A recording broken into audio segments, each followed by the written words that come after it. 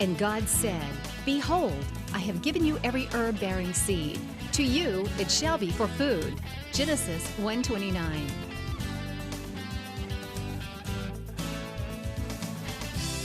Man did eat angels' food. He sent them meat to the full. Psalm 78:25. Everyday Manna with Lisa. Hi everybody, and welcome to Everyday Manna. Today we are going to be making a version of one of my absolute most favorite things to eat in this world. And you've probably heard me say this before, but if I had to pick one thing to eat for the rest of my life, it would be stuffed cabbage. I love it, love it, love it.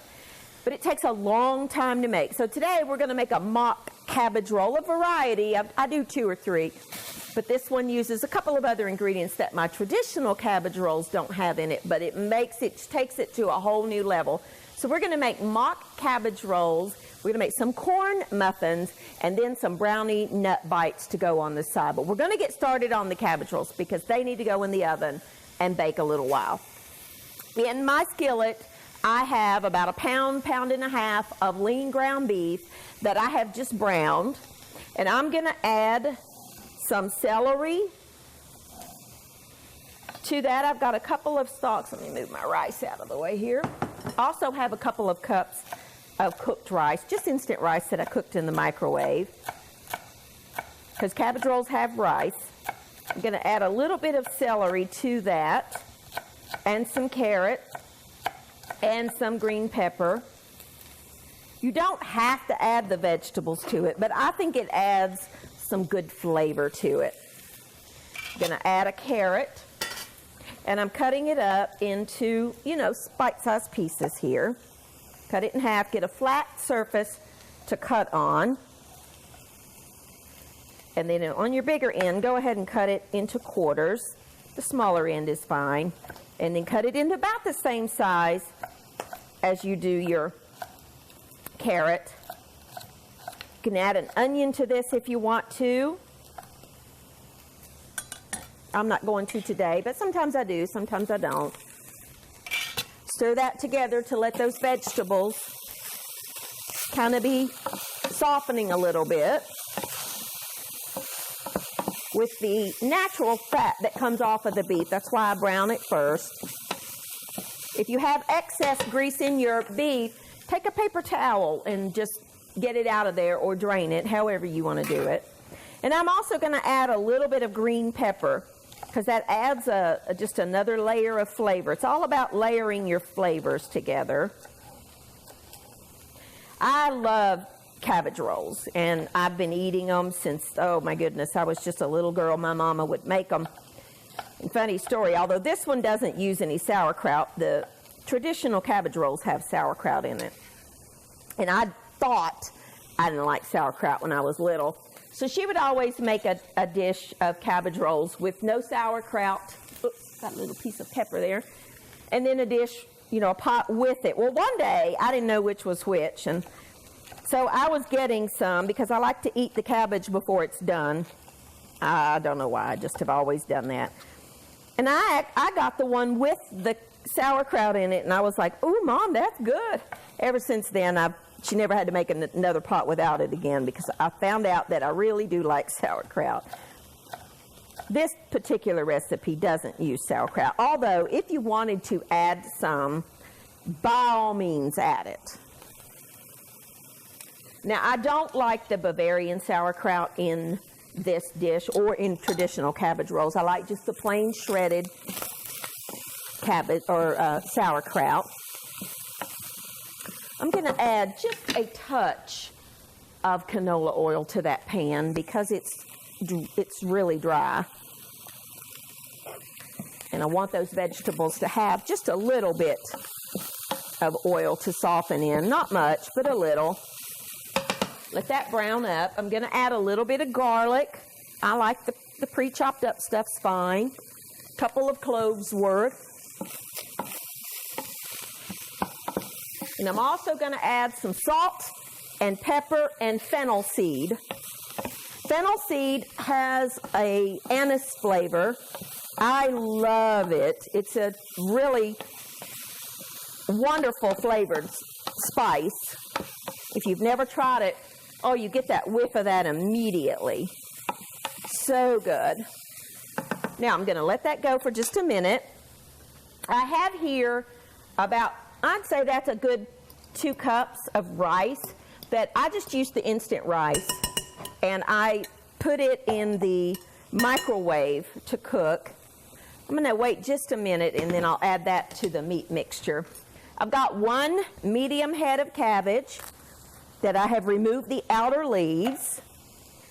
I like to cut the core off, stand it up, and then cut it in half. It's kind of hard sometimes. You just got to work your knife in there. You'll get it. And then I lay it on its side. And I think all of the core is in the other part here. Because I don't want it to take all day long in the oven, I'm going to actually cut it into fairly fine shreds.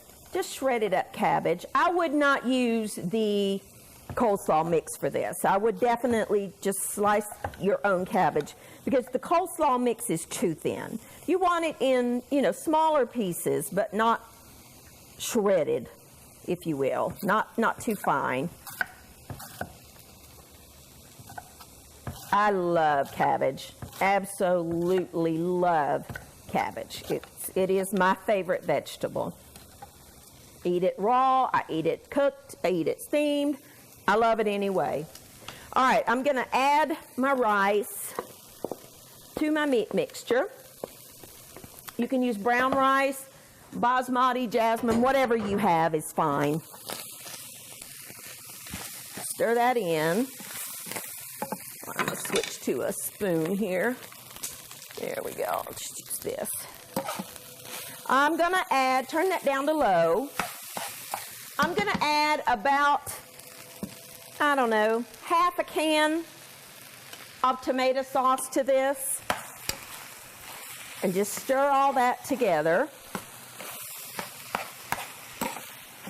Just to kind of bind it. You don't want it to be liquidy. I think we can add a little more. Just a little bit.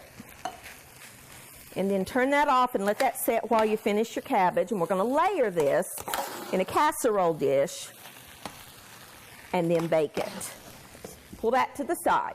Now, in a casserole dish, a deep one, kind of pour the rest of that can. I've got 2 15-ounce cans of tomato sauce. You could use diced tomatoes too if you wanted. Either one would work. Kind of spread that out just a little bit. Then I'm going to add a layer of cabbage.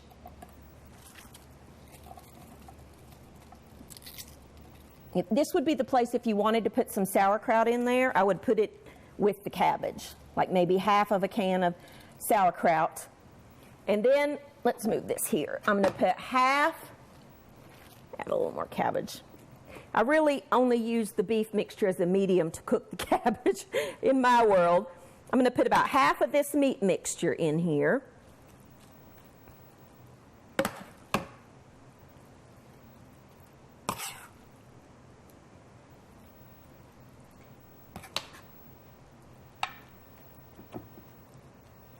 Well, I don't think this is deep enough. Let me just go ahead and put all of this meat mixture in here. Let's just use it all. You could make a couple of layers if yours is a little deeper.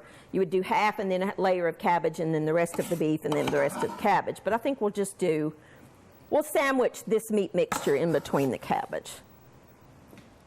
It doesn't matter. Whichever way you want to do it is fine. Okay? Now, we will add more cabbage. Love it. Now, if you've got a core in your cabbage, which this is the core, and that part is not so good, you can cut your remaining part in half and then turn it just like this and take a little paring knife or your chef's knife, either one, and cut that down at an angle and you get rid of the core. And then we need the rest of our cabbage. I think this will probably be enough.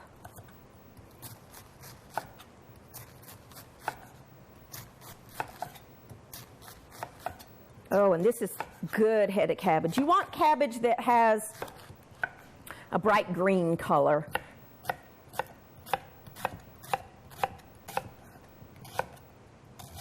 Okay. And put this on top as much as you want. Now remember, this cabbage, as it cooks, is going to release some water and soften and shrink. So it's going to look like you're really full, but that's okay. It's going to shrink up as it cooks and release some water to mix with the tomatoes. I think that's probably plenty. I'm going to add just a little bit of salt on top of the cabbage. Probably about a teaspoon, all said and done. And the rest of the can of tomato sauce, you could use, if you make home canned tomatoes, use those. It's really good on this dish. But I find a lot of people don't have access to home canned tomatoes. And that's okay. And then we're just going to pop this in a 350-degree oven, just like it is. If you want to add more tomatoes, a can of chopped tomatoes, you can. Whatever you want to do is fine. We're going to put that in a 350-degree oven, and it's going to take about 45 minutes or so to bake. I'm going to clean up my mess, and when I come back, we're going to get started on the side dish, a good corn muffin. I'll be back in just a few minutes.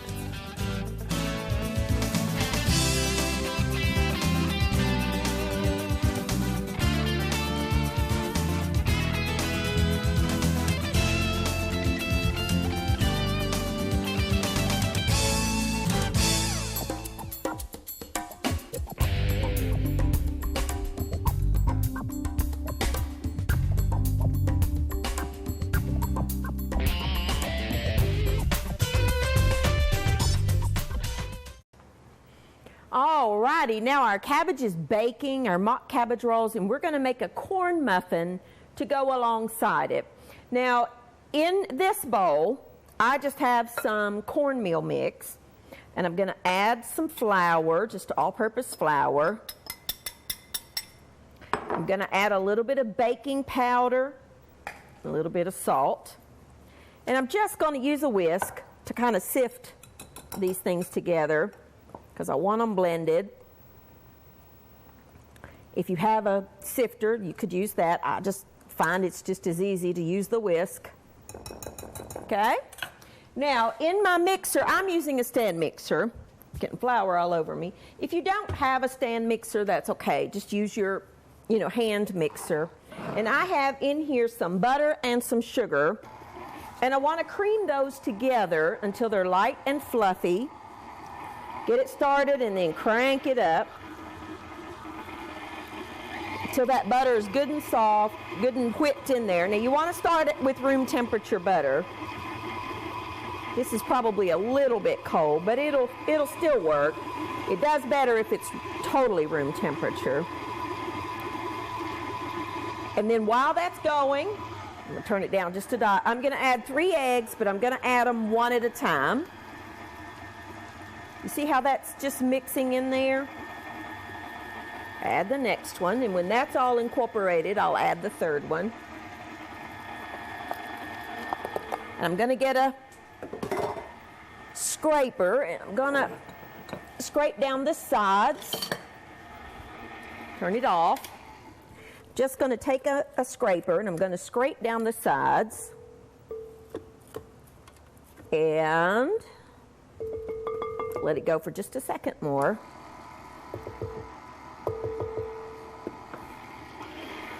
Let it blend totally. Turn it up for just a second. You just want it to be totally incorporated. And I'm going to turn it down to probably low, which on this is speed 1, because I don't want this all over me. And I'm going to add my cornmeal flour mixture, about half a cup at a time. Turn it up. Turn it down. I'm going to add a little bit of milk. Then add your flour. You don't want to dump it all in there at one time. You just want to alternate your dry ingredients and your wet ingredients. It just simply works better that way. Add a little more milk. I like to turn it down when I add the dry because I don't want that all over me. And it'll happen that way. And a little more milk, a couple of cups of milk. And then I think I can add the remainder of the flour and the remainder of the milk. Let that mix together.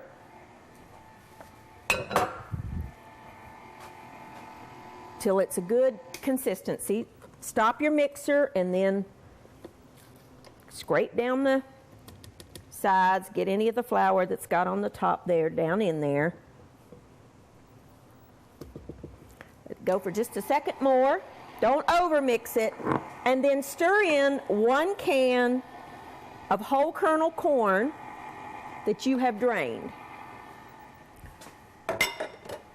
Or you could use, about a cup and a half of frozen corn that you've thawed if you don't have any canned corn. And that's it. Take your beater and get all that off. And then I like to take my little spatula and just make sure everything is off the bottom. You want 2 12-pan muffin tins that I have sprayed with nonstick cooking spray. And I'm going to take a 1/3 cup measurer and I'm going to fill these about 3/4 of the way. This recipe makes about 2 dozen corn muffins. And these go great with really any dish, but they really go well with the cabbage dish. So you just want to fill these up about 3/4 or so. I find about 1/3 of a cup measurer's perfect. It's really good. I love cornbread with I could just make a meal on cornbread and butter. My daddy always liked to take cornbread and put it in milk. A lot of people like to do that. And just eat it that way, or crackers and milk. Okay? And then do the same thing on the second pan. These bake at 350 degrees, the same as your cabbage mixture. So you just want to let that cabbage go for about 30 minutes and then put your corn muffins in there and they'll both be done about the same time. Takes about 20-25 minutes to bake. These keep very well, so if you don't eat them all, go ahead and make the whole recipe because you can keep them for the next day. Okay.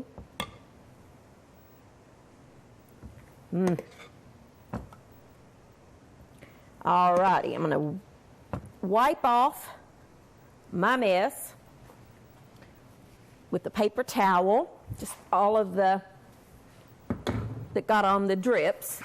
You don't have to do that, but I just find it will burn on there if you don't. So I like to just take a paper towel and get most of it off of there.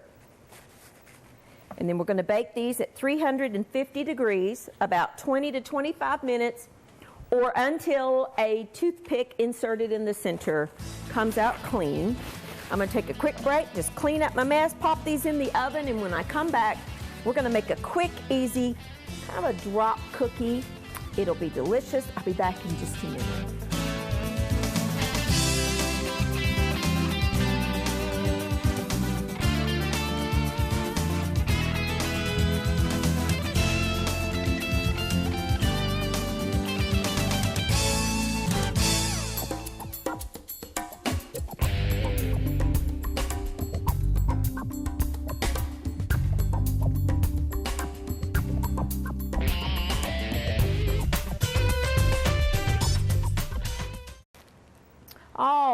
righty, now our corn muffins are baking, and in this bowl I have just some cocoa flour, baking flour, and I have here some melted butter. I'm going to whisk those two things together. Basically, I'm dissolving that cocoa powder in that melted butter. To that, I'm going to add some sugar.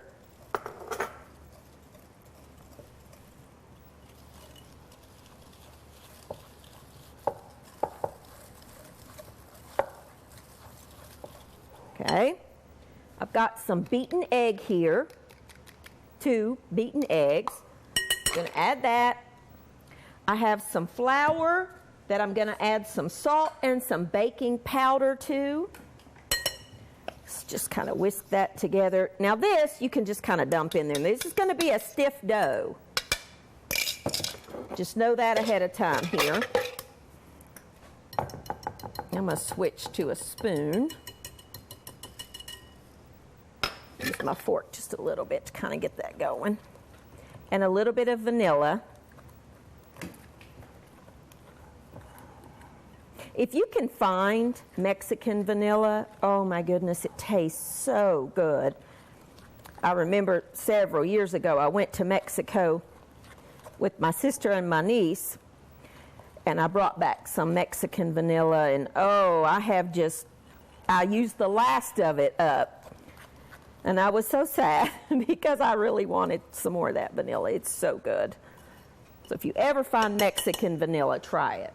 It's delicious. I'm going to take a big spoon. I'm just going to finish stirring that all together. Now, we're going to take some nuts. Whatever kind of nut that you like. I have a mixture here of pecans, almonds, and walnuts in a bag. I've got about a cup of each, and I just want them to be a little finer. This is something you can let your kids do. I know Elijah, when he helps me, he likes to do this. My little nephew, he loves to come and help me cook. And we're just going to add these in because these are brownie nut bites, so there's a lot of nuts in here. You can, you can use any kind of nut that you want. You could use peanuts if you wanted to. And then take your spoon. I find it's easier with this stage to use a little smaller spoon. And just stir those in. Again, this is going to be very, very, very stiff. But what you're doing is making a dough. The nuts, as they bake, will... they add the fat to it, healthy fat. Walnuts are very, very healthy. All right? And then you want to drop these by the spoonfuls. I like to use a lined baking dish. We're going to drop them on our baking dish. What I like to do is take 2 spoons, and then you can get it in your fingers, kind of roll it just like that, and drop them just like a spoonful, clean hands. Kind of roll it like this. Put them a couple of inches apart onto a baking dish. These bake at 425, about 6 minutes. So while you're eating, you can put these in, turn your oven up, and then put these in and bake them for about 6 minutes.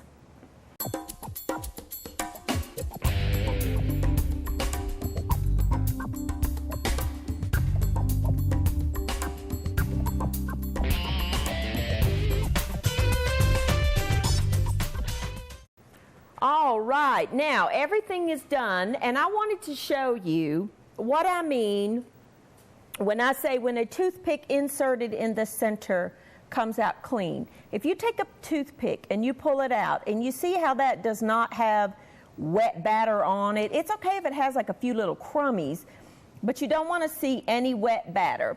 And so that's what I mean when a toothpick comes out clean. Those bake in about 20 to 25 minutes. And our wonderful little cookies, when they are set you touch the top of them and they don't smush down. These are so good. You could sprinkle a little powdered sugar on that if you wanted to, although it's not necessary. They're sweet enough on their own. And here's our wonderful mock cabbage rolls. Now, I did take a can, about halfway through baking, I took a can of the diced fire roasted tomatoes and just poured on top. But you don't have to do that if you don't want to. But I just love those fire roasted diced tomatoes. That's optional for you, but I like it. This is hot, hot, hot. It needs to cool for about 5 minutes or so, 5 to 10 minutes, and then you can serve that. I would serve this alongside, just that with a big old cup of coffee and this with a glass of sweet tea, some butter for those corn muffins, and there you go, a meal in one. If you wanted to, you could brown off the ground beef, layer this in a crock pot, and put it on low and let it cook all day long, and you could cook this completely and totally in the crock pot so that dinner would be ready when you got home, and then just bake off your corn muffins and your little brownie bites, or stop at the store and buy the corn muffins if you don't have time, if you've got a busy day. But this is one of those dishes that can completely be made in the crock pot. I would brown the ground beef first, but if you don't have time to do that, it's okay. Make sure you use a leaner ground beef, layer it in your crock pot, maybe cook it on high. If you cook the ground beef first, I would cook it on low. But this is a delicious, delicious dish. Again, if you want to add some sauerkraut, you totally can. Adds that other layer of that cabbage. Oh, I adore sauerkraut. So this is a quick, easy meal, delicious, inexpensive. Cabbage is so inexpensive. You can cook this for just pennies, and you've got a quick, easy, delicious meal that you can make any night of the week. Just like me, if you adore cabbage rolls, but they take a long time to make and cook, do this. This is mock cabbage rolls and corn muffins and brownie nut bites. Thank you for joining with me. Try these recipes and let me know what you think, and I will see you next time on Everyday Manna.